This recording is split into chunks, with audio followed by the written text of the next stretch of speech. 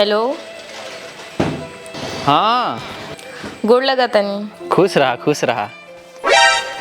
कैसन बनी रहुआ? हाँ ठीक बानी। छठ बार हुआ पता नहीं खे का? हाँ पता बा, छुट्टी के बड़ा दिक्कत चलता है इस समय। मालिक से कहा तनी अगर छुट्टी दे ताड़े तो ठीक बा। ठीक बा, मालिक से बतिया नहीं और चली आए। हाँ ठीक बा।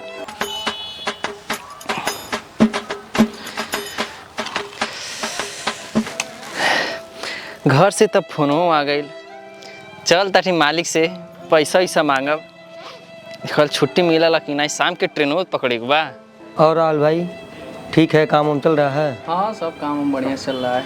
और लेबर लोगों को नाश्ता वास्ता कराए हैं? हाँ नाश्ता तो कराए हैं।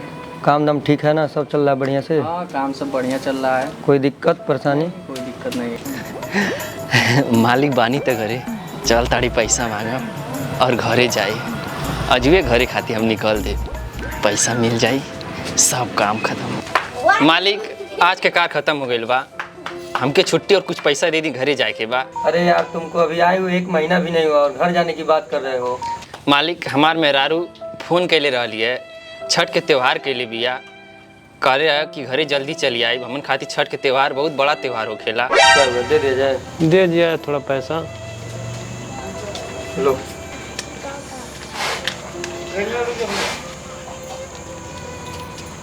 सुनो, जाते रहे हो जल्दी आना और मेरे लिए भी प्रसाद लेके आना।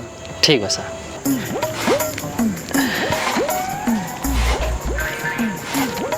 अरे यार हम भी सुने हैं कि बिहार में छठ पूजा काफ़ी भव्य तरीके से मनाया जाता है और बिहारियों के लिए महापर्व होता है छठ का त्यौहार, इसीलिए हमने जाने दिया है, वरना जाने नहीं देते हैं। नहीं ये तो सही बात है, उनके लिए त्यौहार बड़ा है वो। पार्टनर आज के दिन कोनो बकरा हलाल ना होई का? आज के दिन हमार छूछा बीती का? अरे ना भैया, अरे पार्टनर तो चल देखल जाओ, चल चल चालू कर। ये बेरी के छठ पूजा बहुत बढ़िया से मनी, मालिक पैसों बढ़ा के देले बड़े। हमार मेहरारू औकी तो बहुते खुश हो जाए, बस खाली घरे पहुँचले के देरी बा। चल आज हलाल होई।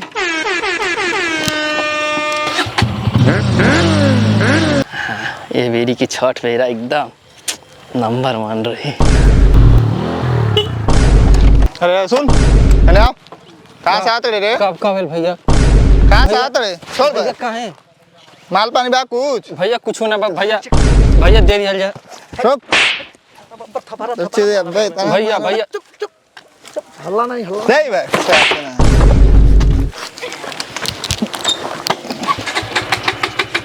भैया दे दिया जा भैया। अब्बा बड़ी मार मारा उतर जाए तो सब बात नहीं कर। चल हट।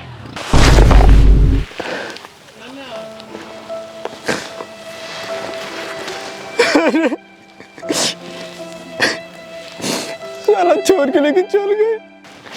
अब छठ पूजा कैसे मनी हमार? चलो तानी घर, कौन छठ पूजा हम मेरा रुसुदी मनाए।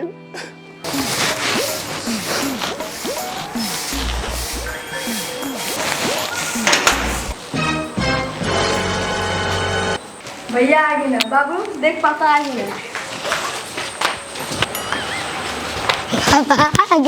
अरे बाबू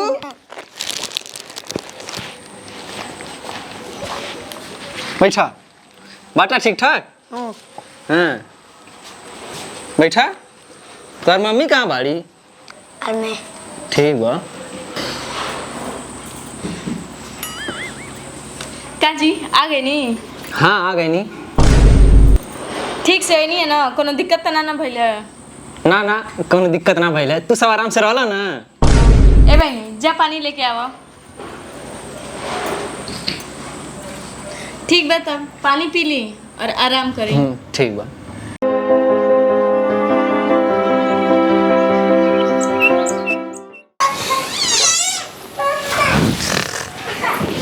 होई देखा काजी, अब ले सुतल बानी, घाम का पारे पा गई।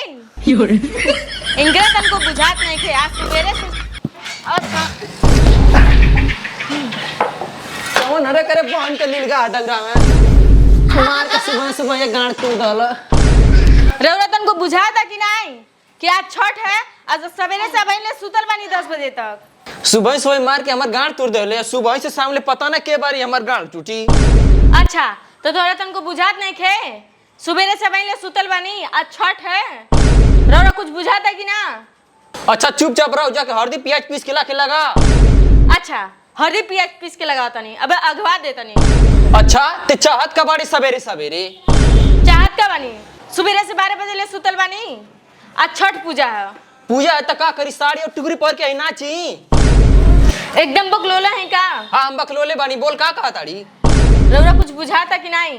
अरे हमहू छठ व्रत कैले बानी, रौरा सुबेरे से अबही ले सुतल बानी, जब से कमा के आयल बानी, कोनो सामान उमान आए कि नहीं? अच्छा तब बतावे चाहे ना, रुका कोनो व्यवस्था करा ताटी। कोनो व्यवस्था ना करत हटी, पर्ची लिख के देता नहीं सामान के, जाई सामान लेके आई चुपचाप।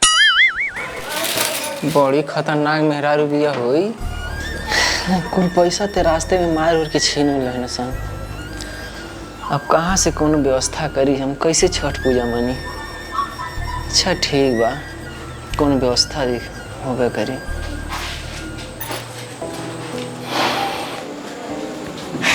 हैली सब सामान के पर्चा और सब जरूरी सामान हो, अपने भैया के ले जाके दे दी, बोल दी कि एको सामान भुलैया ना। ठीक बा।